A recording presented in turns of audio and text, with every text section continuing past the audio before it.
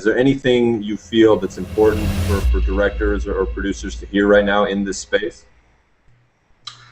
Uh, there's no boundaries. There's no boundaries to your film where you can get notoriety and where you can get money, and it's and also to be careful.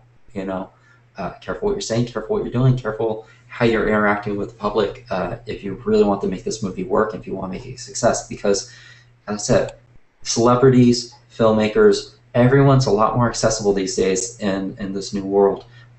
You could easily tweet something to a certain director, and chances are they may actually send a message back to you. And if that message is positive or negative, that can possibly destroy or create a positive spin for your film. And one negative spin on it can completely sink a film, and you really have to watch it. This is not only a message for filmmaker, directors and producers alone, but anybody on the crew as well. If you're just a lonely crew person and you're working on a Transformer film and you tweet something wrong, it's a turning point of a plot of one of the films. You have to realize that you're damaging that product. That people are going to be talking about the possibilities of something happening to a character in that film, and a lot of people may make the judgment that, hey, I don't need to see this movie now. You know, The Crying Game was a great film that got a lot of publicity back in the '90s for its twist. Nobody really knew what it was, but it got people to go see the film. And when they did, they still came out of theater not really talking about it. And that got more people interested and more intrigue. And the film gained a lot of notoriety, especially in a day and age where there was no internet, there was no Twitter, there was nothing. Once in a while, it is okay to give a little bit to your public and tease them a bit. Just don't give it away. Interesting. Okay, so given that there is so much at stake, and that finding the right content to kind of either leak out or allow out, if you will, is there then advice you might also give to marketers? I mean, they're kind of pushing all that. Yeah, it's true. I mean, to marketing is the exact same thing. It's like too much is too much, too little is too little. There is a fine balance, and that needs to be learned.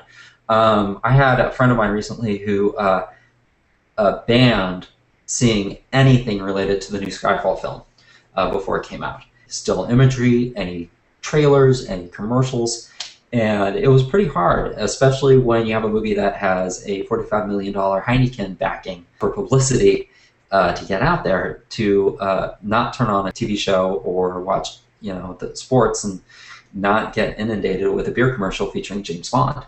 It took a lot for him, he told me, to do this. In the end, he was extremely happy because he got a very pure experience of a wonderful film, and it was, he said it was refreshing. Myself, I probably watched one trailer, the teaser trailer when it came out, and I as well kind of tried to step away from seeing any stills or second or third trailers, because I think once you get to like the third or fourth trailer, you feel like you've seen the entire movie. And when you get to the movie, generally, I've seen the funniest part of it. I've seen why do I want to pay 15, 20 bucks to go see a movie that I've probably seen a quarter of it? You have to find creative and smart ways to keep a lot of those cards to your chest and still entice people to go, because gimmicks like IMAX and 3D isn't just going to sell it alone. People are not going to want to go to the theaters just for those two topics. They're going to want to go to the film to experience it and to enjoy the story and the surprises that are around every corner. Okay, interesting. We have a request here for a comment on some recent work I think that you've done.